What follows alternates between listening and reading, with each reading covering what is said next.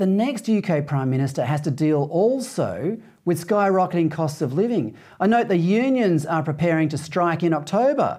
The government on Tuesday signed off on wage increases of about 5% for 2.5 million public servants. But inflation is running at a 40-year high of more than 9%. And they say the wage increase isn't enough.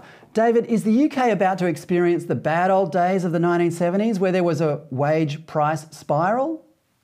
Well, it's already started because we've already had, you talked about the trains not running with the hot weather. Actually, they were on strike just a few weeks ago, and they're planning more strikes over the summer and into September. So they want to bring the kind of network to a halt. Literally just before I came onto your programme, I was looking at an announcement from one of the doctors' unions. I think it's a doctors' association, and they're talking about going on strike as well, which I think is outrageous. We're actually one of the aspects actually of this leadership contest, and one of the reasons a lot of people on the right would like Liz Truss to win is because she might be the only one who'll bring in some anti-strike legislation and try to prevent some of this nonsense from happening.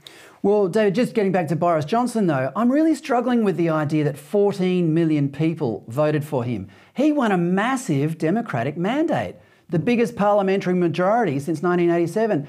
Now more than 2,000 Conservative members have written to the party's chairman to demand a vote on whether Boris Johnson should carry on as leader. David, are these people having buyer's remorse now, having toppled Johnson?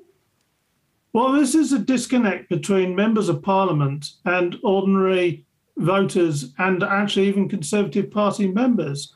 You know, most of the Conservative Party members and a great deal of voters wanted to keep Boris Johnson. He's in many ways been a great Prime Minister. He got Brexit done, thank God, after the turmoil of the Theresa May years. You know, he got us through the pandemic. Now, you know, it was a bit too much lockdown for a lot of us, but he did better than most, and certainly the vaccine rolled out quickly. And he's united the international community in taking on Russia over Ukraine. You know, he's got some big things on his CV and done well. It's been the allegations of corruption and, you know, rule breaking and the chaos around him that's brought him down. And not underestimate the jealousy within amongst Conservative MPs.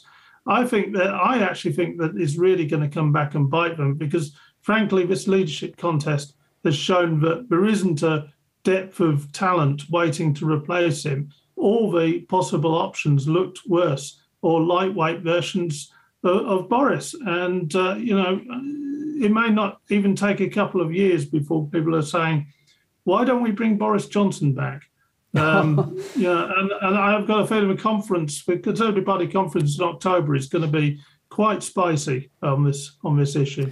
Well, there's very interesting times ahead for the UK, David. I struggle with the idea of deposing a Prime Minister who received a huge mandate from the people, a bit like what happened here in Australia with Tony Abbott. It almost never works out well for the party and creates long-lasting divisions, as you say.